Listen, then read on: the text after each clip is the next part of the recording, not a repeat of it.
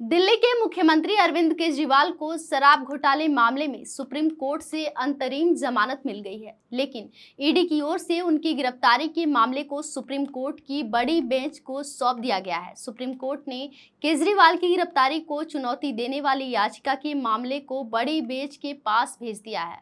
अब supreme court की 3 जजों की बेंच केजरीवाल की याचिका पर सुनवाई करेगी। इस मामले में चीफ जस्टिस 3 जज नियुक्त करेंगे। बड़ी बेंच के पास मामले की सुनवाई तक केजरीवाल को अंतरिम जमानत दी गई है, लेकिन केजरीवाल फिलहाल जेल से बाहर नहीं आ पाएंगे। वह फिलहाल सीबीआई की कस्टडी में हैं, लेकिन उन्हें जमानत ईडी के केस में मिली है। ऐसे में अभी वह जेल में ही रहेंगे। दोस्तों, ये हम सभी जानते हैं कि लगातार किस तरीके से अरविंद केजरीवाल के इस केस को ईडी और दिल्ली हाई कोर्ट के जज लगातार घुमा रहे थे। इसमें एक और नई बात खुलकर सामने आ रही है कि हाई कोर्ट के जो जज हैं और ईडी के तरफ से जो वकील हैं, दोनों सगे भाई हैं। कहीं ना कहीं इस आपसी संबंध का भी इस केस के सुनवाई में हुई देरी का एक बड़ा कारण माना जा रहा है। और इस बात से यह भी साफ होता है कि हाई कोर्ट के जज और ईडी के वकील के मिले होने की वजह से अरविंद केजरीवाल को अभी तक इस केस से छुटकारा नहीं मिल पाया है।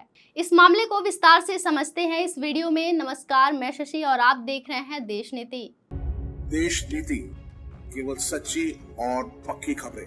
केजरीवाल को अंतरिम जमानत देते हुए हाईकोर्ट ने कहा कि सिर्फ पूछताछ से गिरफ्तारी नहीं हो सकती है। वहीं केजरीवाल के वकील विवेक जैन ने बताया है कि सीबीआई मामले में 18 जुलाई को दिल्ली हाईकोर्ट में सुनवाई है। इस मामले में फैसला आने के बाद ही पता चलेगा कि क्या केजरीवाल बाहर आएंगे या फिर नहीं। हालांकि केजरीवाल के जेल से बाहर आने की संभावनाएं ज्यादा लग रही हैं। दोस्तों, जब से अरविंद केजरीवाल के मामले में अंतरिम जमानत की खबर सामने आई है, तब से बीजेपी में भूचाल आ गया है।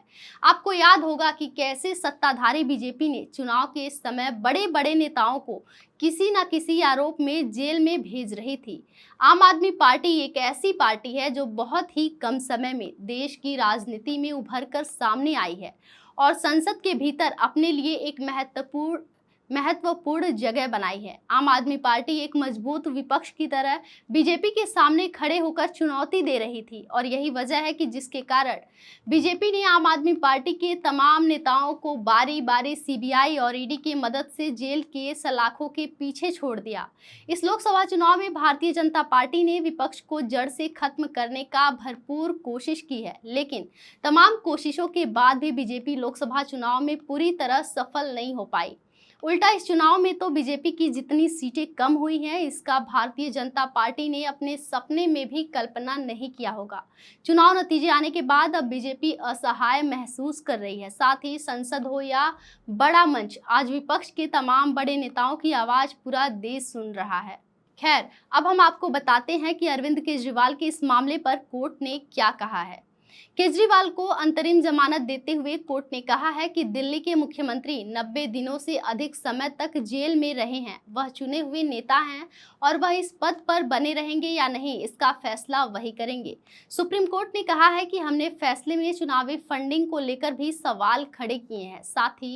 साथ ही हमने जमानत के सवाल को भी एग्जामिन नहीं किया, बल्कि पीएमएलए की धारा 19 के मापदंडों को परखा है। इन धाराओं की विस्तृत व्याख्या करने की जरूरत है।